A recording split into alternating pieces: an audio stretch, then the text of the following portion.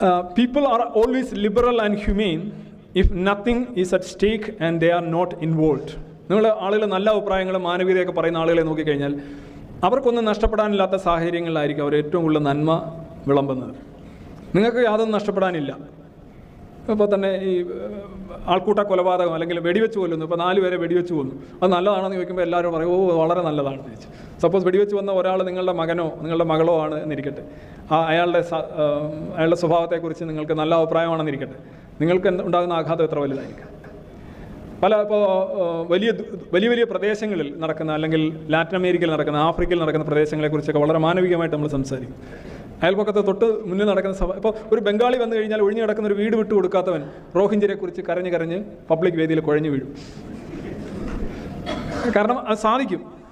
ഇത് നിങ്ങളുടെ സ്റ്റേക്ക് ഉണ്ട്. ഇല്ലേ, സ്റ്റാലിൻ്റെ കാലഘട്ടത്തിൽ ഒരു തമാശയെക്കുറിച്ച് പറയാം. സ്റ്റാലിനെ അല്ലെങ്കിൽ അച്ഛന്മാരെയൊക്കെ ഒരു തമാശ സാധാരണ നമ്മൾ പറയാറുണ്ടല്ലേ, നിനക്ക് 2 എണ്ണം ഉണ്ടെങ്കിൽ 1 നിൻ്റെ അയൽക്കാരന് കൊടുക്കണം എന്ന് പറയും. നിനക്ക് 2 ഭാര്യമാരുണ്ടെങ്കിൽ 1 ഭാര്യയെ കൊടുക്കും, അത് ചിലപ്പോൾ കൊടുക്കില്ല. അല്ലെങ്കിൽ 2 പശു, ഓരോ സാധനങ്ങൾ കൊടുത്തുകൊണ്ടിരിക്കുകയാണ്. അപ്പോൾ അയാൾ 2 കാറുണ്ടെങ്കിൽ 1 കാറ് കൊടുക്കു വെച്ചു, 2 വീടുണ്ടെങ്കിൽ 1 വീട് കൊടുക്കു വെച്ചു, 2 പശു ഉണ്ടെങ്കിൽ 1 പശുവിനെ കൊടുക്കു വെച്ചു. ഇല്ലച്ചോ, കാരണം എന്താണ്, എനിക്ക് 2 പശു ഉണ്ട് എന്നാണ് പറയുന്നത്. അപ്പം ബാക്കിയൊക്കെ കൊടുക്കാം എന്ന് പറഞ്ഞതുപോലെ നമ്മൾ ഇൻവോൾവ് അല്ലാത്ത, നമുക്ക് ബാധകമല്ലാത്ത കാര്യത്തിൽ നമ്മൾ വളരെ ലിബറലാണ്, എക്സ്ട്രീംലി ലിബറലാണ്, നമ്മൾ ഹ്യൂമെയിനാണ്, നമ്മൾ മാലാഖമാർ ആണെന്ന് അല്ലേ, ഈ കാലും കൈയുമുള്ള മാലാഖമാരായിട്ടായിരിക്കും നമ്മൾ ജീവിക്കുന്നത് സ്വയം.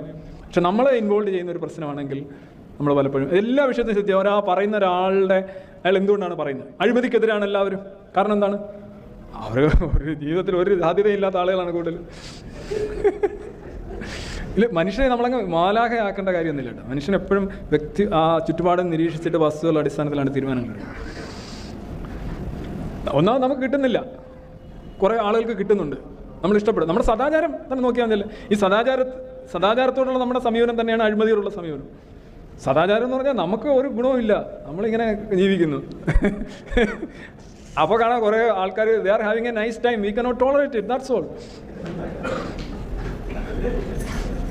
ഈ ഉദാര മനസ്കരെ എപ്പോഴും ഒന്ന് ശ്രദ്ധിക്കുന്നത് നല്ലതാണ്. എങ്ങനെ അവർ ഇത്ര ഉദാരത വിളമ്പുന്നു എന്നുള്ളത്. നമ്മൾ റിയലിസ്റ്റിക് അല്ല അവർ പലപ്പോഴും. ഓക്കെ.